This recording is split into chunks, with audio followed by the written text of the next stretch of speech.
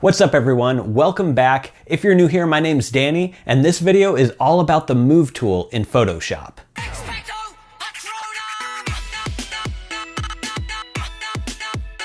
I know you're probably thinking, what could the Move tool possibly do that could fill up an entire video? Well, it actually does quite a bit more than just move objects around, and I'm gonna go over that in detail in this video. So I've prepared this file in Photoshop just for this tutorial. I've got a few images here that I just found online and pulled in here.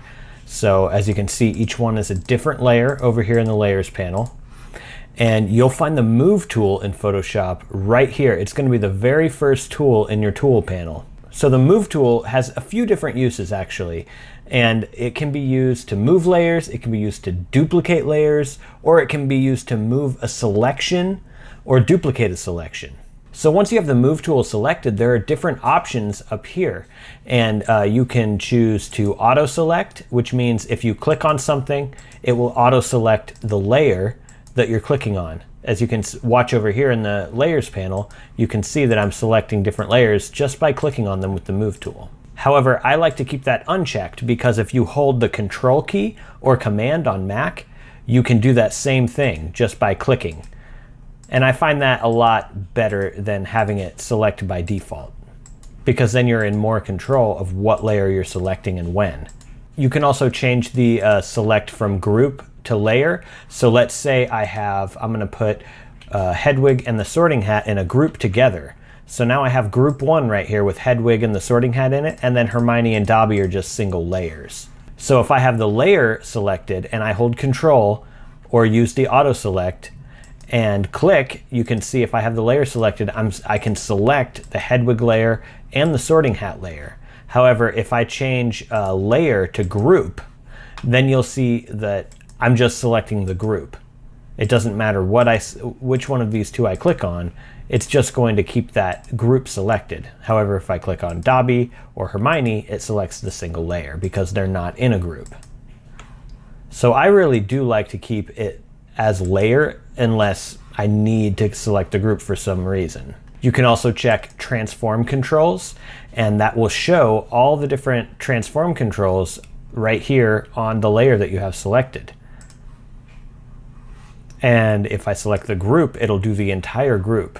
So that's kind of an alternative to, like, if I don't have that selected, I would have to use the transform tool, so Control T, and then I get that. And that's how I like to do it, really. I don't like to use the show transform controls because, I don't know, I mean, it can be useful in some situations, but not every situation. So I usually keep this unchecked. Now, another thing you can do is here, let me just hide Hedwig and the sorting hat for a moment. If I select the Dobby and Hermione layer together, then we get these controls up here available to us. And these are basically going to align the images we have selected. So if I click, for instance, the first icon, it's going to align them both at the very top together. If I select this next icon, it's going to middle align them. If I select the bottom one, it's going to bottom align them, and so forth. You see what I mean? If that one centered them together, and then this one over here would justify them to the right. So basically, I don't want to do any of that. Another thing you can do is if you have a layer or any number of layers selected, you can select the entire canvas and then use these, and it's going to align them to the selection. So if I wanted to center them, there we go. I have them centered just by doing that. And it's an easy way to center things. But yeah, that's not what I want to do. So now that we know how to select the layers and do all that, I'm just going to go ahead and ungroup these and delete that group. Okay, so now we're back to where we were. So now that we know how to do that, obviously the Move tool just moves these. So whatever layer you have selected, you can click and drag and move it wherever you want it to go.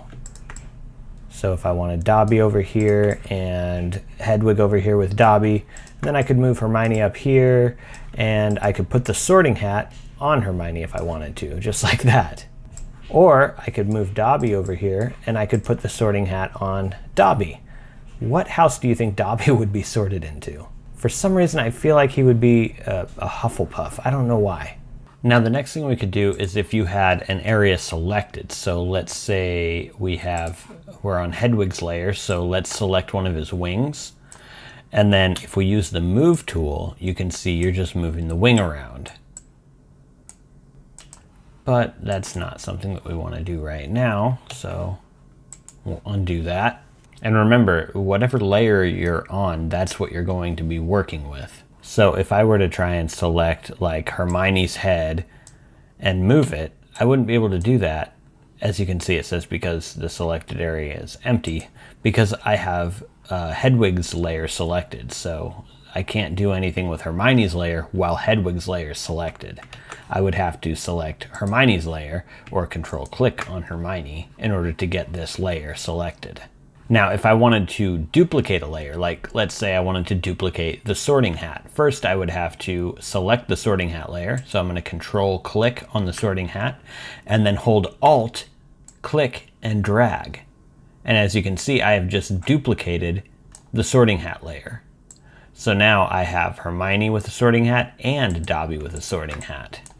And as you can see, I just moved two layers at the same time. So if I hold control and click on a layer, so now I have Dobby selected. But if I also want to select the sorting hat layer, I can control shift and click. And so now I have both of those layers selected, as you can see, sorting hat and Dobby. And if I wanted to select a third layer, I could control shift click on that layer. And now I have Hedwig selected as well. So I can move all of these at the same time. Another thing to keep in mind is that if you are trying to move something and you want it to be precisely in a specific spot, so let's say this sorting hat, I want it to be in a precise spot and I can't get it there with my mouse alone very easily, you can also use your arrow keys to move very small increments. So if I'm just pushing my arrow down key right now and moving very small increments with the sorting hat. And if you hold shift and use your arrow keys, it's a bit larger increments. So if that's very useful if you're trying to get something in just the right spot. Also, if I'm moving something like the sorting hat here, and I like where it is vertically or horizontally, and I just want to move it vertically or vice versa, I can click on it, shift, hold shift, and then drag. And as you can see, no matter where my mouse goes up or down right now, it's just moving across that horizontal line. And then also I could do the same thing if I have it horizontally where I want it, but I want it to move vertically. I can click and start moving it vertically and hold shift, and now it's going to maintain exactly where it is vertically and not move horizontally at all. Now, if you just wanted to duplicate a selected area, so for example, again, if we have Hedwig selected or the Hedwig layer selected, and we grab one of his wings, if you have the move tool selected now and you hold Alt, click and drag, you're just going to duplicate just that wing, but it's going to be in the same layer as Hedwig. So for example, on top of that, if you wanted to duplicate Hedwig's layer completely, you could Alt, click and drag, and now I've duplicated the layer itself, so I've got that second wing in there as well. But I really don't need that second wing, so we're going to delete that. And that is an in-depth look at the move tool. Also, if we were to take the sorting hat and place it on Hedwig. There we go. So let's just say, yeah, the sorting hat is now on Hedwig. So what house do you think Hedwig would be in, and what house do you think Dobby would be in? Like, I feel like both of them would be Hufflepuff, but Dobby more so than Hedwig. If Hedwig was going to be anything other than Hufflepuff, it might be Gryffindor. Let me know what you think in the comment section below.